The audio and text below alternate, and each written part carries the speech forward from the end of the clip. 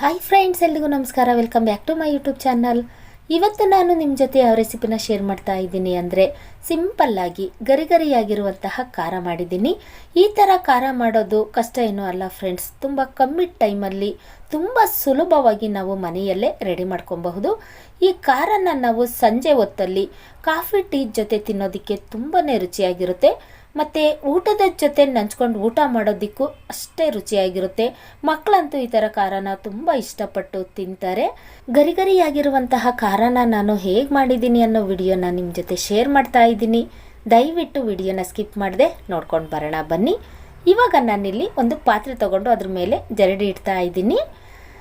1/4 kg ಆಗೋಷ್ಟು ಕಡಲೆ ಹಿಟ್ಟನ್ನು ತಗೊಳ್ತಾ ಇದ್ದೀನಿ. ಕಡಲೆ ಹಿಟ್ಟನ್ನು ನಾವು ಮೊದಲು ಜರಡಿ ಮಾಡ್ಕೋಬೇಕಾಗುತ್ತೆ. ಹಾಗಾಗಿ ನಾವು ಫ್ರೆಶ್ ಆಗಿ ಅಂಗಡಿಯಿಂದ ತೊಗೊಂಡು ಬಂದರೂ ಸಹ ಕಡಲೆ ಹಿಟ್ಟು ಅಥವಾ ಗೋಧಿ ಹಿಟ್ಟು ಯಾವ ಹಿಟ್ಟಾದರೂ ಸರಿ, ಅದನ್ನು ಈ ರೀತಿ ಜರಡಿ ಮಾಡಿಕೊಂಡೇ ನಾವು ಉಪಯೋಗಿಸ್ಬೇಕು. ಹಾಗಾಗಿ ಇವಾಗ ನಾನು 1/4 kg ಆಗೋಷ್ಟು ಕಡಲೆ ಹಿಟ್ಟನ್ನು ಜರಡಿ ಮಾಡ್ಕೊಳ್ತಾ ಇದ್ದೀನಿ. ಏನೂ ಇಲ್ಲ, ಆದ್ರೂ ಈ ರೀತಿ ಜರಡಿ ಮಾಡ್ಕೊಳ್ಳೇಬೇಕು. ಇವಾಗ ಜರಡಿ ಮಾಡ್ಕೊಂಡಾಯಿತು. ಅದಕ್ಕೆ 1 ಸ್ಪೂನ್ ಆಗುವಷ್ಟು ಅಚ್ಚ ಖಾರದ ಪುಡಿ ಹಾಕ್ತಾ ಇದ್ದೀನಿ. ನಿಮಗೆ ಖಾರ ಎಷ್ಟು ಬೇಕು ಅಷ್ಟು ನೋಡಿಕೊಂಡು ನೀವು ಹಾಕ್ಕೊಳ್ಳಿ. 1/4 ಟೀ ಸ್ಪೂನಷ್ಟು ಅರಿಶಿಣದ ಪುಡಿ ಹಾಕ್ತಾ ಇದ್ದೀನಿ. 1 ಸ್ಪೂನ್ ಆಗುವಷ್ಟು ಜೀರಿಗೆ ಹಾಕ್ತಾ ಇದ್ದೀನಿ.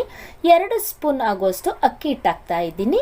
1/4 ಟೀ ಸ್ಪೂನ್ ಆಗುವಷ್ಟು ಅಡುಗೆ ಸೋಡಾ ಹಾಕ್ತಾ ಇದ್ದೀನಿ. ಮತ್ತು ರುಚಿಗೆ ತಕ್ಕಷ್ಟು ಉಪ್ಪು ಹಾಕ್ತಾ ಇದ್ದೀನಿ. ಇವಾಗ ಚೆನ್ನಾಗಿ ಬಿಸಿ ಮಾಡಿರುವಂತಹ ಎಣ್ಣೆನ 1 ಸೌಟ್ ಹಾಕ್ತಾ ಇದ್ದೀನಿ. ನಾವು ಚಕ್ಲಿ ಮಾಡುವಾಗ ಅಥವಾ ಈ ರೀತಿ ಖಾರ ಮಾಡುವಾಗ ಬಿಸಿ ಮಾಡಿರುವಂತಹ ಎಣ್ಣೆನ ಹಾಕಿ ಸ್ವಲ್ಪ ಕಲಿಸ್ಕೋಬೇಕಾಗುತ್ತೆ. ಹಾಗಾಗಿ 1 ಸೌಟು ಎಣ್ಣೆ ಹಾಕಿ ಅದನ್ನು ಚೆನ್ನಾಗಿ ಕಲಿಸ್ಕೊಳ್ತಾ ಇದ್ದೀನಿ. ಇವಾಗ ಅದಕ್ಕೆ ಸ್ವಲ್ಪ ಸ್ವಲ್ಪ ನೀರು ಹಾಕ್ಕೊಂಡು ಚೆನ್ನಾಗಿ ಕೈಯಿಂದ ಕಲಿಸ್ಕೊಳ್ತಾ ಇದ್ದೀನಿ. ಈ ಹಿಟ್ಟನ್ನು ನಾವು ಯಾವ ರೀತಿ ಕಲಿಸ್ಕೊಬೇಕು ಅಂದರೆ ಸೇಮ್ ನಾವು ಚಪಾತಿ ಮಾಡೋದಕ್ಕೆ ಒಂದು ಹದದಲ್ಲಿ ಹಿಟ್ಟನ್ನು ಕಲಿಸ್ಕೊಳ್ತೀವಲ್ಲ, ಆ ರೀತಿ ಹಿಟ್ಟನ್ನು ಕಲಿಸ್ಕೊಳ್ತಾ ಇದ್ದೀನಿ. ಕೈಗೆ ತುಂಬ ಅಂಟು ಹಿಡಿಯುತ್ತೆ. ಕೈಗೆ ಸ್ವಲ್ಪ ಎಣ್ಣೆ ಹಾಕ್ಕೊಂಡು ಹಿಟ್ಟನ್ನು ಕಲಿಸ್ಕೊಬೇಕಾಗುತ್ತೆ. ಇವಾಗ ಹಿಟ್ಟನ್ನು ಈ ಹದದಲ್ಲಿ ಕಲಿಸ್ಕೊಂಡಿದ್ದೀನಿ. ಇವಾಗ ಚಕ್ಲಿ ಒರಳನ್ನು ನಾನು ತಗೊಳ್ತಾ ಇದ್ದೀನಿ. ಇದರಲ್ಲಿ 5ರಿಂದ 6 ಪ್ಲೇಟ್ಗಳಿರುತ್ತೆ. ಅದರಲ್ಲಿ ನಾನು ಮೀಡಿಯಮ್ ಖಾರ ಬರುತ್ತೆ ನೋಡಿ, ಆ ಪ್ಲೇಟನ್ನು ತಗೊಂಡು ಫಿಟ್ ಮಾಡ್ಕೊಳ್ತಾ ಇದ್ದೀನಿ. ಮೊದಲು ನಾವು ನಮಗೆ ಯಾವ ಥರ ಬೇಕು ಖಾರ ಆ ಥರ ಪ್ಲೇಟ್ ತಗೊಂಡು ಈ ರೀತಿ ಫಿಟ್ ಮಾಡ್ಕೊಬೇಕಾಗುತ್ತೆ. ಇವಾಗ ನಾನು ಮೀಡಿಯಮ್ ಖಾರ ಬರುತ್ತಲ್ಲ ಆ ಪ್ಲೇಟ್ ತೊಗೊಂಡು ಫಿಟ್ ಮಾಡಿದ್ದೀನಿ ನೋಡಿ. ಇವಾಗ ನಾನು ರೆಡಿ ಮಾಡಿ ಇಟ್ಕೊಂಡಿದ್ದಂತಹ ಖಾರದ ಹಿಟ್ಟನ್ನು ಅದರೊಳಗೆ ಸ್ವಲ್ಪ ಸ್ವಲ್ಪ ಹಾಕ್ಕೊಳ್ತಾ ಇದ್ದೀನಿ. ನಾನು 1/4 kg ಆಗೋಷ್ಟು ಕಲಸಿದ್ದೆ, ಅದರಲ್ಲಿ 1 ಉಂಡೆನ ಹಾಕಿ ಅದನ್ನು ಫಿಟ್ ಮಾಡ್ಕೊಳ್ತಾ ಇದ್ದೀನಿ. ಇವಾಗ ಮೊದಲು ನಾವು ಈ ರೀತಿ ಫಿಟ್ ಮಾಡಿಕೊಂಡು ಆನಂತರ ಎಣ್ಣೆಯಲ್ಲಿ ಬಿಡಬೇಕು. ಇದನ್ನು ಎಣ್ಣೆಯಲ್ಲೂ ಸಹ ಬಿಡಬಹುದು, ಮತ್ತು ನಾವು ಪ್ಲೇಟಲ್ಲಿ ಹಾಕ್ಕೊಂಡು ಆನಂತರ ಎಣ್ಣೆ ಒಳಗಡೆನೂ ಸಹ ಹಾಕ್ಬೋದು. ನಾನಿಲ್ಲಿ ಡೈರೆಕ್ಟಾಗಿ ಎಣ್ಣೆ ಒಳಗಡೆ ಹಾಕ್ತಾ ಇದ್ದೀನಿ. ಇವಾಗ ಎಣ್ಣೆ ಬಿಸಿ ಆಗಿದೆಯೋ ಇಲ್ವೋ ಅಂತ ಅದನ್ನು ಚೆಕ್ ಮಾಡ್ತಾ ಇದ್ದೀನಿ. ಎಣ್ಣೆ ತುಂಬ ಚೆನ್ನಾಗಿ ಬಿಸಿ ಆಗಿದೆ. ಈ ಖಾರನ ಹಾಕುವಾಗ ನಾವು ಹುಷಾರಾಗಿ ನೋಡಿಕೊಂಡು ಹಾಕಬೇಕು. ಇವಾಗ ನಾನು ಡೈರೆಕ್ಟಾಗಿ ಎಣ್ಣೆ ಒಳಗಡೆನೆ ಬಿಡ್ತಾ ಇದ್ದೀನಿ ನೋಡಿ. ಕೈಗೆ ಸ್ವಲ್ಪ ಎಣ್ಣೆ ಆರಿದೆ. ನೀವೇನಾದರೂ ಈ ರೀತಿ ಖಾರ ಅಥವಾ ಚಕ್ಲಿನ ಮಾಡಬೇಕು ಅಂತ ಅಂದ್ಕೊಂಡ್ರೆ ದಯವಿಟ್ಟು ಪ್ಲೇಟಲ್ಲಿ ಹಾಕ್ಕೊಂಡು ಆನಂತರ ಎಣ್ಣೆ ಒಳಗಡೆ ಹಾಕಿ, ಅಥವಾ ಎಣ್ಣೆ ಒಳಗಡೆನೆ ಡೈರೆಕ್ಟಾಗಿ ನಾವು ಹಾಕ್ತೀವಿ ಅಂತ ಅಂದ್ಕೊಂಡ್ರೆ ಸ್ವಲ್ಪ ಮೇಲೆಯಿಂದ ಇಟ್ಕೊಂಡು, ಅಂದರೆ ಸ್ವಲ್ಪ ದೂರದಲ್ಲಿ ಇಟ್ಕೊಂಡು ಎಣ್ಣೆ ಒಳಗಡೆ ಬಿಡಿ. ಇವಾಗ ನಾನು ಖಾರನ ಎಣ್ಣೆ ಒಳಗಡೆ ಹಾಕಿ ಚೆನ್ನಾಗಿ ಬೇಯಿಸ್ಕೊಳ್ತಾ ಇದ್ದೀನಿ. ಇದು ಬೆಂದಿದೆಯೋ ಇಲ್ವೋ ಅಂತ ಮುಟ್ಟಿ ಚೆಕ್ ಮಾಡೋದೇನು ಬೇಡ. ಖಾರದ ಕಲರಲ್ಲೇ ಗೊತ್ತಾಗ್ಬಿಡುತ್ತೆ ಇದು ಬೆಂದಿದೆಯೋ ಇಲ್ವಾ ಅಂತ. ಇದನ್ನು ಬೇಯಿಸುವಾಗ ಗ್ಯಾಸ್ ಊರಿನ ಮಾತ್ರ ಜಾಸ್ತಿ ಇಟ್ಕೊಂಡು ಬೇಯಿಸಬೇಡಿ. ನಿಧಾನ ಉರಿ ಇಟ್ಕೊಂಡು ಇದನ್ನು ಚೆನ್ನಾಗಿ ಬೇಯಿಸ್ಕೊಬೇಕಾಗುತ್ತೆ. ಇವಾಗ ಅದನ್ನು ಚೆನ್ನಾಗಿ ಬೇಯಿಸಿದ್ದಾಯಿತು. ಇವಾಗ ನಾನು 2ನೇ ಸರಿ ಹಾಕ್ತಾ ಇದ್ದೀನಿ ನೋಡಿ. 2ನೇ ಸರಿ ಹಾಕುವಾಗ ಸ್ವಲ್ಪ ಹುಷಾರಾಗಿ ಹಾಕ್ತಾ ಇದ್ದೀನಿ. ಚಕ್ಲಿ ಒರಳನ್ನು ಮೇಲೆ ಕೈ ಇಟ್ಕೊಂಡು ಹಾಕ್ತಾ ಇದ್ದೀನಿ ನೋಡಿ. ಮೊದಲೇ ನನಗೆ ಕೈಗೆ ಸ್ವಲ್ಪ ಎಣ್ಣೆ ಹಾರಿತ್ತು. ಹಾಗಾಗಿ ಇವಾಗ 2ನೇ ಸರಿ ಹಾಕಿದ್ದಂತಹ ಖಾರನೂ ಸಹ ಅಷ್ಟೇ ಚೆನ್ನಾಗಿ ಬೇಯಿಸ್ಕೊಳ್ತಾ ಇದ್ದೀನಿ. ನಾವು ಅವಾಗವಾಗ ರೆಡಿ ಖಾರನ ತೊಗೊಂಡು ಬಂದು ತಿನ್ನೋದಕ್ಕಿಂತ ಮನೆಯಲ್ಲೇ ಈ ರೀತಿ ಖಾರ ಮಾಡ್ಕೊಂಡು ತಿನ್ನೋದ್ರಿಂದ ತುಂಬ ರುಚಿಯಾಗಿರುತ್ತೆ ಮತ್ತು ಆರೋಗ್ಯಕ್ಕೂ ಅಷ್ಟೇ ಒಳ್ಳೆಯದು.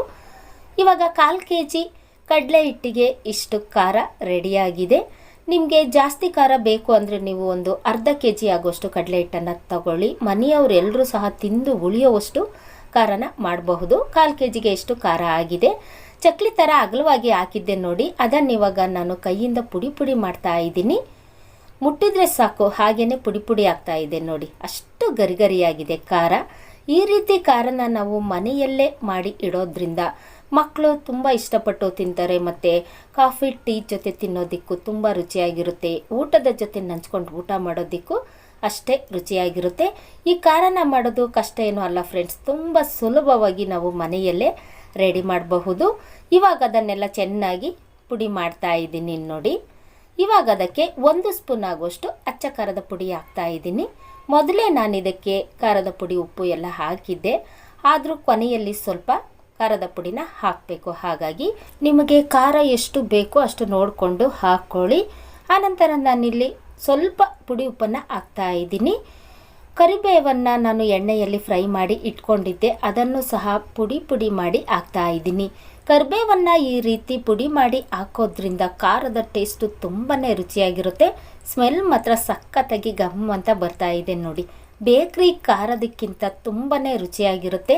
ಇವಾಗ ಅದನ್ನು ಕೈಯಿಂದ ಚೆನ್ನಾಗಿ ಕಲಿಸ್ತಾ ಇದ್ದೀನಿ. ಉಪ್ಪು ಖಾರದ ಪುಡಿ ಎಲ್ಲದಕ್ಕೂ ಹಿಡಿಬೇಕು. ಹಾಗಾಗಿ ಈ ಥರ ಖಾರನ ನೀವು ನಿಮ್ಮ ಮನೆಯಲ್ಲಿ ಒಂದ್ಸರಿ ಟ್ರೈ ಮಾಡಿ ನೋಡಿ, ಖಂಡಿತ ನಿಮಗೆ ಇಷ್ಟ ಆಗುತ್ತೆ. ಮತ್ತು ಮನೆಯವರೆಲ್ಲರೂ ಸಹ ತುಂಬ ಇಷ್ಟಪಟ್ಟು ತಿಂತಾರೆ. ಇಷ್ಟೇ ಫ್ರೆಂಡ್ಸ್, ಖಾರ ಮಾಡೋದು ಕಷ್ಟ ಏನೂ ಅಲ್ಲ, ತುಂಬ ಸುಲಭವಾಗಿ ನಾವು ಮನೆಯಲ್ಲೇ ರೆಡಿ ಮಾಡಬಹುದು. ನೋಡಿದ್ರಲ್ಲ ಫ್ರೆಂಡ್ಸ್, ತುಂಬ ಸುಲಭವಾಗಿ ಗರಿಗರಿಯಾಗಿರುವಂತಹ ಖಾರನ ನಾನು ಹೇಗೆ ಮಾಡಿದ್ದೀನಿ ಅಂತ. ನೀವು ನಿಮ್ಮ ಮನೆಯಲ್ಲಿ ಈ ರೀತಿ ಖಾರನ ಒಂದು ಸರಿ ಟ್ರೈ ಮಾಡಿ ನೋಡಿ. ಬೇಕ್ರಿಯಿಂದ ತೊಗೊಂಡು ಬಂದು ತಿನ್ನೋದನ್ನು ಮರ್ತೇ ಬಿಡ್ತೀರಾ, ಅಷ್ಟು ಚೆನ್ನಾಗಿರುತ್ತೆ. ಯಾರೆಲ್ಲ ಹೊಸದಾಗಿ ನನ್ನ ಚಾನಲ್ನ ನೋಡ್ತಾ ಇದ್ದೀರಾ, ದಯವಿಟ್ಟು ಸಬ್ಸ್ಕ್ರೈಬ್ ಮಾಡಿಕೊಂಡು ವಿಡಿಯೋ ನೋಡಿ. ಸಿಂಪಲ್ಲಾಗಿ ಗರಿಗರಿಯಾಗಿರುವಂತಹ ಈ ಖಾರ ನಿಮಗೆ ಇಷ್ಟ ಆಗಿದ್ದರೆ ಒಂದೇ ಒಂದು ಲೈಕ್ ಮಾಡಿ, ಶೇರ್ ಮಾಡಿ, ಸಬ್ಸ್ಕ್ರೈಬ್ ಮಾಡ್ಕೊಂಡು ವಿಡಿಯೋ ನೋಡೋದನ್ನು ಮರಿಬೇಡಿ. Thank you.